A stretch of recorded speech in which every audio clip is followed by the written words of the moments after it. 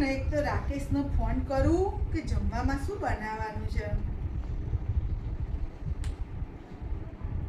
Hello, ક્યાં છો લ્યા તમે?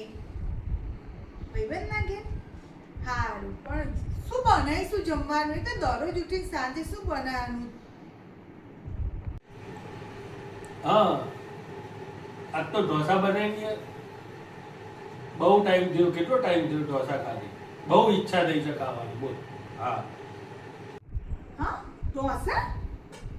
પણ અલ્યા અડદની દાળ જ નહીં ઘરમાં, શું ઢોસા બનાવું? બીજું કંઈક કહો. હા, ઢોસા નહીં બનાવે તો એમ કરી યાર પાણીપુરી બનાવી દે. ચાલ. અલ્યા પાણીપુરી? પણ પાણીપુરીમાં તો ચોણાય નહીં ઘરમાં પડ્યા, નહીં પુદીનો, નહીં કોથમીર પડી. બીજું કંઈક કહો ને યાર. હા, વિચારીને કહો. ઢોસા નહીં બને પાણીપુરી નહીં બને. સારું, ચાલ તો એમ કર ને પંજાબી બનાવી દે. હા. એ ભગવાન, તમે આજે શી ખબર કઈ બાજુનો દાડો ઉગે, તમે કેવી કેવી રેસીપી મને કહો છો. પંજાબી બનાવવાનું કહો છો, પણ નહીં ઘરમાં પનીર, નહીં ઘરમાં મલાઈ.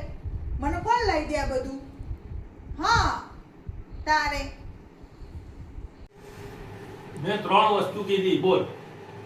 તો 3માંથી એકેય વસ્તુ નથી તો હવે શું બનાવે તારે? હા, તો જે હોય એ બનાવી દે. અલ્યા, મેં કઢી ખીચડી બનાવી દીધી છે. એટલે તે કઢી ખીચડી બનાવી દીધી છે તો શું લેવા ફોન કરાવી? આ તો મારી મમ્મીએ હું લગ્ન કરીને આવી ને તારે મને કીધું હતું કે ગમે તે જમવાનું બનાવવાનું તારા પતિને પૂછીને કરવાનું, એટલે મેં તમને ફોન કર્યો હતો. નહીં તો હું તમને ફોન ના કરું.